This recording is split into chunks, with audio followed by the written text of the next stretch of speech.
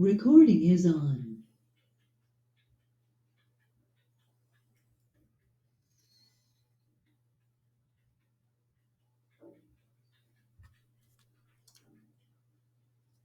La lucha entre el Estado y la Iglesia. A fines de aquel siglo VI, el budismo ya es una religión nacional de gran calado, lo que lo vuelve más excesivo. Un fasto inaudito se introduce en los grandes monasterios de las capitales, que se convierten en lugares de placer y solaz de la bella sociedad.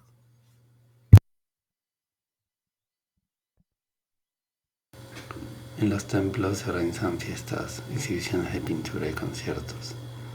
Se recitan salmos con acompañamiento musical. También hay juegos de acróbatas y esbozos de drama en vivo. Los predicadores comentan los textos búdicos, mientras ante el auditorio se despliegan las ilustraciones en rollos de papel sostenidos por ayudantes de escena.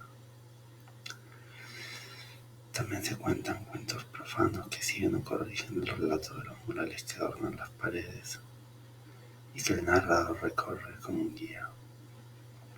Pero la venta de ordenaciones y las rémoras de regocijo cortesano de los tiempos de Wu eran un dolor de cabeza para los ministros confucianos, especialmente entre los encargados de la finanza del Estado.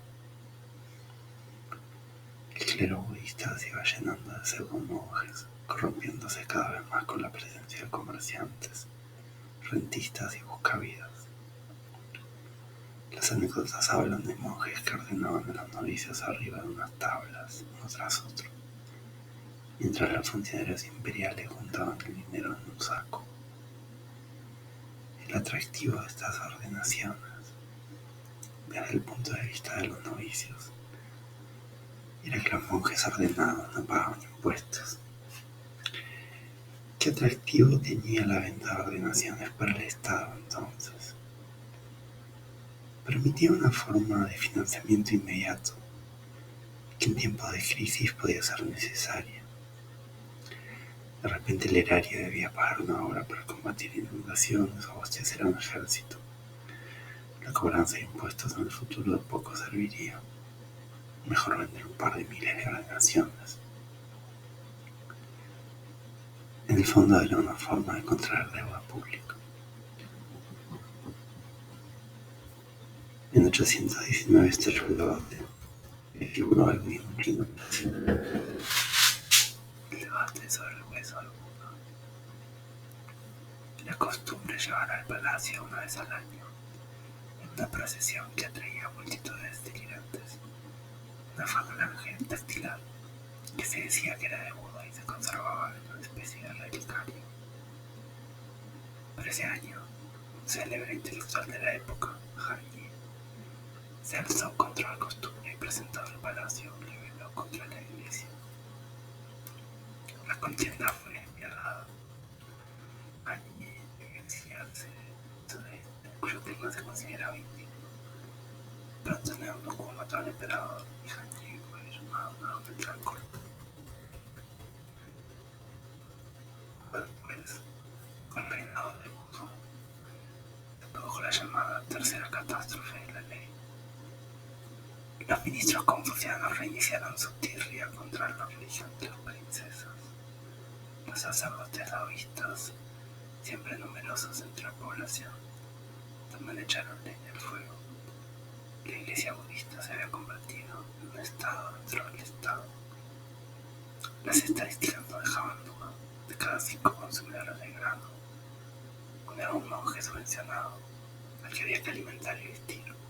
Los 4 restantes se repartían todo el trabajo administrativo, el mantenimiento de los ejércitos y otras tareas públicas.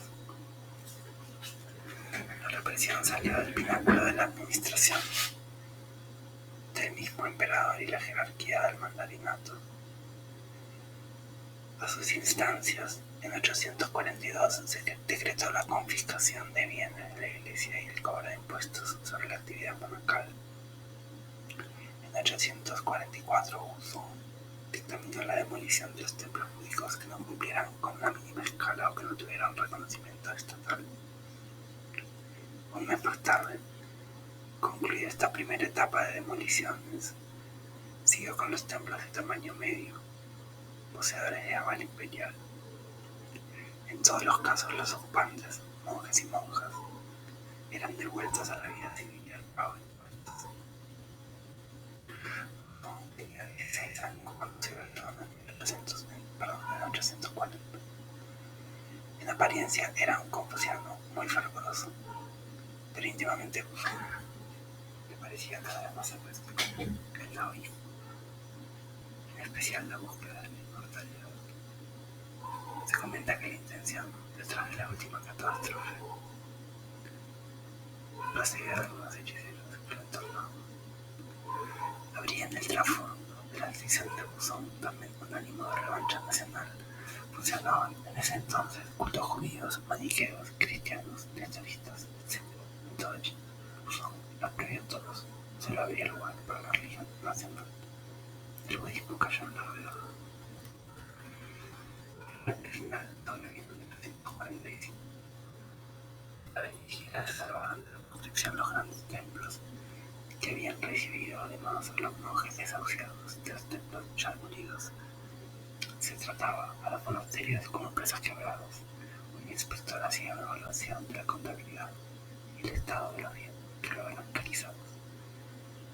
Un mínimo número de conventos encargados de llevar los ritos en los aniversarios de la dinastía mantuvo las puertas abiertas, los templos despojados de pompa.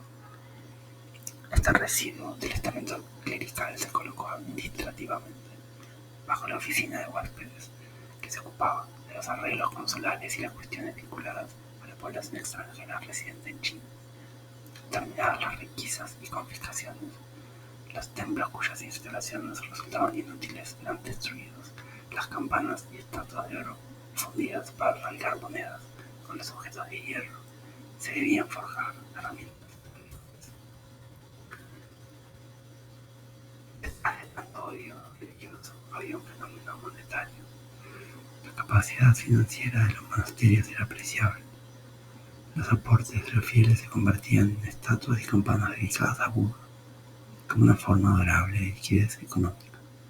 El Estado ya había puesto tope a los ahorros en moneda corriente, una regulación que así era esquivada. El gobierno central, al revés que la Iglesia, solía tener muchos gastos y pocos ingresos.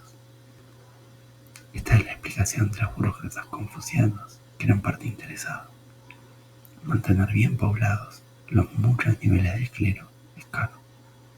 La ausencia de un agricultor o de un tejedor nos priva de comida o abrigo, pero la ausencia de un supersticioso recaudador de oro no nos priva de nada. Al revés, es su avaricia revestida de devoción la que está arruinando al Estado.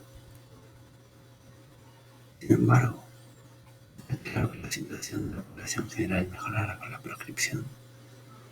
Al contrario, la aparición en las ciudades y los campos de los ahora desempleados monjes, sus asistentes y los pseudo monjes que habían comprado la ordenación solo para dejar de pagar impuestos, trajo grandes calamidades. El bandidaje y el asalto de caminos adquirió nuevas proporciones. Quienes ahora se dedicaban a robar eran antiguos miembros del clero. El costo del traslado de mercancías aumentó y provocó en todas partes el aumento de los precios. El reino de Buzón hubiera sido más largo. La Iglesia habría recibido un castigo mayor, pero al año siguiente, 846, mientras experimentaba con sus elixires, Buzón se envenenó sin querer. Su sucesor inventó la política, la proscripción con estridencia. El control de la Iglesia volvió a la oficina de cultos. El comisario de los méritos fue restituido a sus funciones. Comenzó la restauración de los templos en 857. La ordenación fue laxa al comienzo con la excusa de repoblarlos. En 873, la falange retirada de Buda volvió a la capital.